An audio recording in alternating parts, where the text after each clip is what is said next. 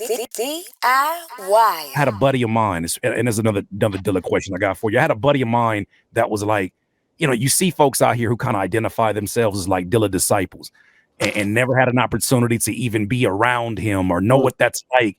And then when they hear stories about, like, I was watching a video with who was it? I forget who was talking about it, but they were talking about how, he would be like, I'm going to the strip club. You figure out this verse and I'll be back here, or whatever the case may be. What do you think people get wrong about J Dilla? It's gross, man. It's fucking gross. I can't stand Dilla stands, bro. It's like you weren't even alive when this motherfucker was breathing sometimes. And they act like this third, fourth, fifth hand information they have is it. And the most important thing I ever learned in my life is being source critical. Like, where did your information come from? And that doesn't even exist anymore. And it's like a brownie points game. It's like one-upmanship. It's not even like true fandom. It's just like, yo, I got something you ain't got. Yo, I got a picture of the socks he wore. You know what I mean? Like, yo, I know what kind of toothpaste he used, though. You know what I mean? I got a picture you ain't seen. It's like, man, just be a fan, yo. Like, stop trying to be like you're the fucking end-all, be-all of this shit. It's corny. That's the part that it devalues the shit. You know what I mean? Because it's not all. It's just about the music, man. Yeah. Like, who cares what size shoe he wore?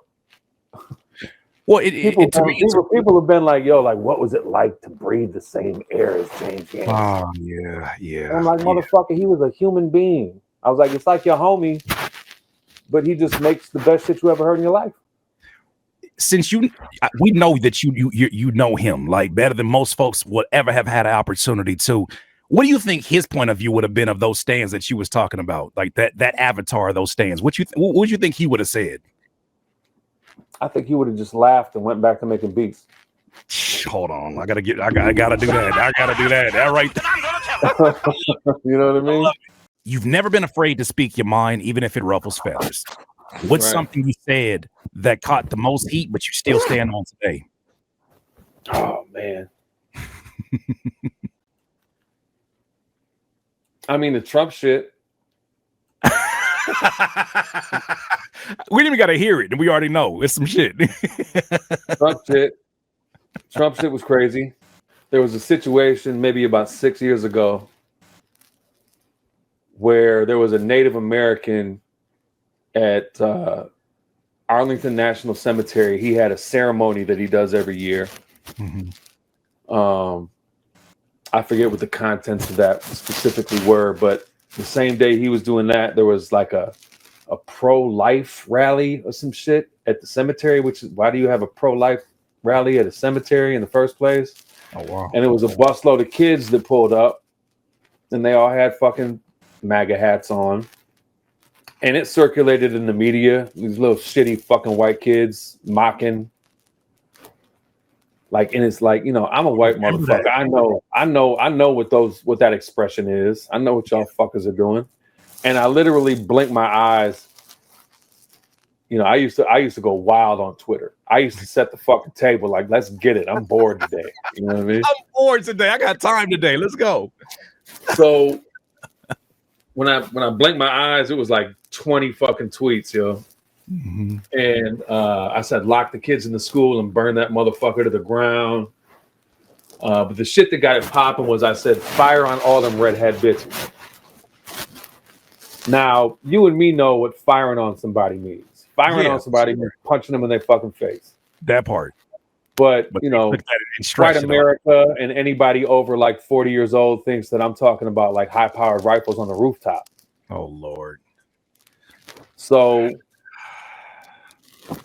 yeah, that shit went crazy for a minute. And they like motherfuckers doxed my address, my phone number. I'm getting phone calls. Wow. I'm gonna kill you. You getting them word? I'm like, and you calling me first? You gotta be the worst person to make a threat to. You gotta be the worst.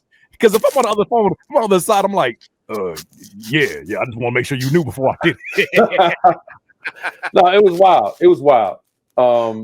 Yeah. And just so y'all know, if there's things on the internet where you can undox yourself. You know what I mean? It's a button you can press that will delete all that shit. So God bless that. Shout out to deleteme.com. Yeah, that's one of that I use. Literally, that's it. It's deleteme.com. Yeah. Oh, fire. Okay. That's simple. So I get home from work a few days later, and there's a card in my door, a business card from LAPD Major Crimes. And they're like, we came by, we got some questions for you. I'm like, word, okay. It was a little too late. It was like 11 o'clock at night. The next morning I woke up. I had my coffee with a little splash of whiskey in it. I'm on the balcony, smoke half a joint. And I was like, whoo. Kind of hit me. I'm like, kind of faded a little bit. Let me, it's a little early for this. Let me hop in the shower, freshen up, get clean. And then I'm going to call these motherfuckers and see what they're talking about. As I'm walking through this living room right here, knock on the door. I answer the door. It's Major Crimes, two uniformed detectives. And we talked for like 5 minutes. And it was basically like the crux of the conversation was, did you really mean you wanted to kill everybody? And I was like, no, I really didn't want to kill everybody. Off a tweet. Yeah, you know what I mean? So the next day, same time, same place, same knock. FBI. FBI? FBI, the feds, the Fetty boys up in the spot. And they wanted to come inside. I talked to the Major Crimes in the hallway. Feds wanted to come in. So they come in, they want to like sit down at my dinner table and talk. I'm like, nah, we can go out on the balcony so I can smoke cigarettes while we're talking. Same shit, same conversation. Did you really want to kill everybody? Nah. You know what, and you know, you guys know what firing on somebody means. They're like, yeah, we know what that means. And they leave. Wow. 2 days later, same time, same knock. I'm walking through this same room we're in right now. And I'm like, in my head, I'm like, Major Crimes, feds. I'm about to open the door to Secret Service. And I open the door and it's the fucking Secret Service. What the fuck? And I'm like, Secret Service and literally, I'm like, come on in. I done talked to all your homies already. Let's talk. Right? This is off of a tweet that people misconstrued?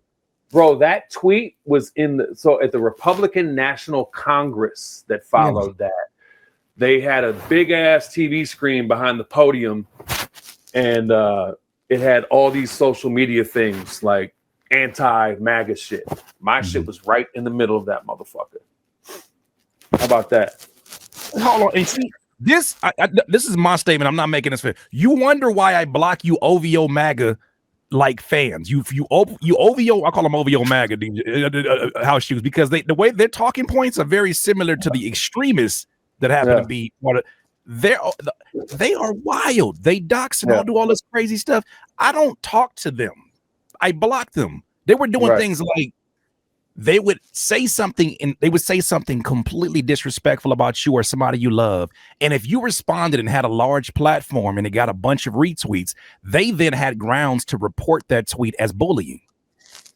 So watch this. One of the greatest feelings, social media wise, like after turning that corner, because I used to love it. I used to love the back and forth and all that shit. Deleting the comment. Instead of responding to the comment on your post, just delete the motherfucker. Just delete it. You know what I mean? The post. Just delete. No, not delete the post. Delete their comment. Oh, delete them. All that hard work that you put into that 5 paragraphs. Boop. Boop. You know what I mean? So Secret Service. So the Secret Service is here and talking about the same shit, talking about the Twitter shit. For maybe like 3-4 minutes, and he kind of it's like a young, super clean black dude, maybe young 30s, wearing a suit, and then it's like a Mr. Clean, bald head white dude that's probably like early 40s, maybe late 30s. And we're talking about the Twitter shit, and he interrupts me. He's like, "We're not here about the Twitter shit. We're here about this record you put out with Donald Trump dead on the cover." So I put out a shout to the homie Rep Shines. I put out where is it? Is it? So they started digging into all this stuff. Then they started digging into anything that could. Yo, they had a folder. They showed up with a folder. Good. They had a folder of shit. We're here about this record you put out with Donald Trump dead on the cover. I did a Rep Shines Conway the Machine 12-inch called Take Life. Right. And to keep it a buck, the record was really just a vehicle for me to put Donald Trump bleeding on the cover of an album out. Because if this was, late 70s up to like mid 80s, there would have been a lot of records out with Donald Trump dead on the cover of them. You know what I mean? Mm-hmm. So the cover of the album it's Trump like bleeding out on the ground, and in the foreground there's like a suited, you can tell the motherfucker had a suit on and he's got the heater in his hand. Then when you turn it around, it's like the close up of like a Secret Service agent with the earpiece with his finger to his ear, kind of insinuating like some inside job type shit. You know what I mean? Shout to Absent, incredible artist, did the artwork for me. So I take the record's literally on the shelf. I take it right off the shelf and I show it to him, and I'm like, "You don't know if he's dead or not. He's just bleeding." What's their reaction? What's their reaction when you say that? Wait, so I turn the record around where it's like the Secret Service suit, and I'm like, and y'all are on the back cover. See, and then I say to him, and on my kids, I'm like, your boss is a cocksucker. And they're like, we can't confirm nor deny. Like, we can't give our personal opinions on that or some shit. You know what I mean? But then it got a little bit more like an interrogation, and the way this is about to turn is unbelievable, because it's gonna ride back to some of the other things we were talking about already. So it got to be like an interrogation, not crazy, but what's your work history? What's your family history? What's your mental health history? And we all have a story that we kind of just press play on for people to tell us, you've told the same exact story to probably 100 people in your life, just somebody that's trying to get a bar on what you've done. And it's just like press and play, and the recording comes out your mouth. I went to college. It didn't work out. I started DJing. I started producing. I started putting records out.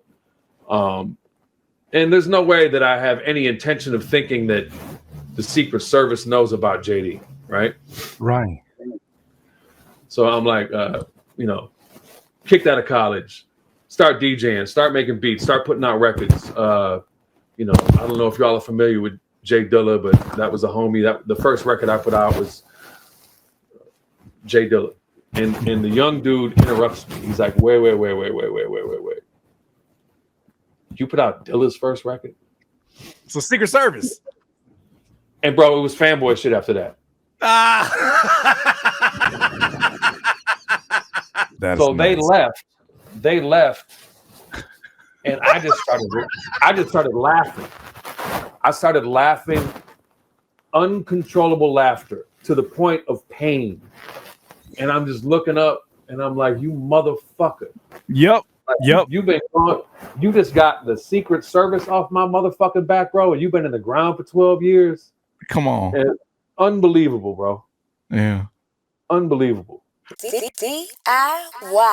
DIYers, if you enjoyed this content, make sure that you hit the like button and maybe even consider subscribing. Come on, man. Stop being greedy. Peace.